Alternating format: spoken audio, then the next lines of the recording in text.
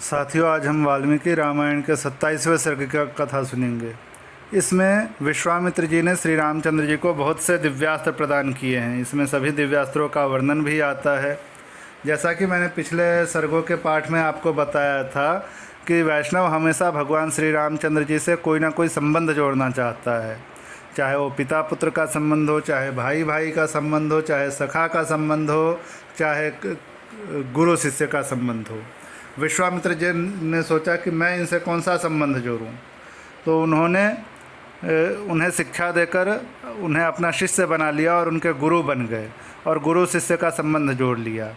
बिंदु सृष्टि में जैसे पुत्र होता है, वैसे ही नाद सृष्टि में गुरु होता है, गुरु और शिष्य का रिश्ता होता है।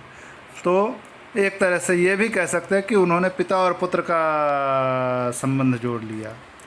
तो चलिए आज हम 27वें सर्ग की कथा शुरू करते हैं। श्री सीतारामचंद्राभ्याम नमः। श्रीमद् वाल्मीकि रामायणम बालकांडम सप्तविंशः सर्गः। विश्वामित्र द्वारा श्री राम को दिव्यास्त्र दान। ताटका वन में यह रात बिताकर महायशस्वी विश्वामित्र हंसते हुए मीठे स्वर में श्री रामचंद्र जी से बोले, महायशस्वी राजकुमार, तुम्हारा कल्याण हो।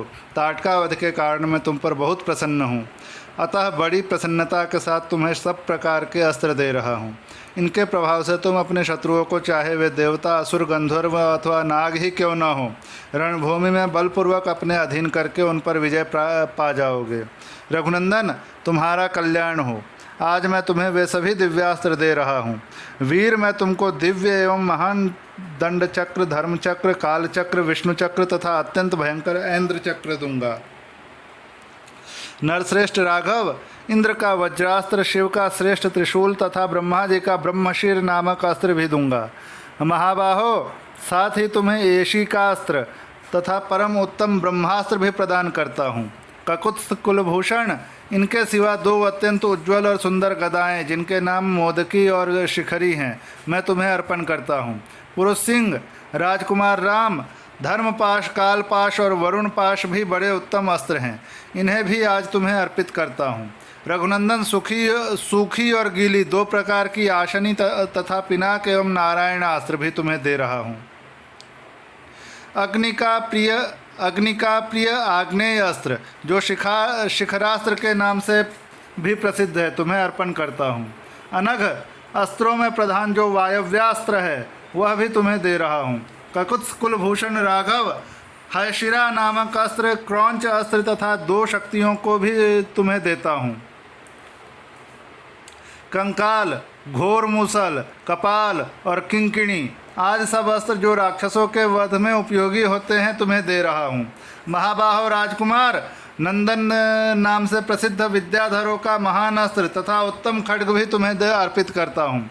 रघुनंदन, गंधर्वों का प्रिय सम्मोहक नामक अस्त्र, प्रस्वापन, प्रशमन तथा सौम्य अस्त्र भी तुम्हें देता हूँ।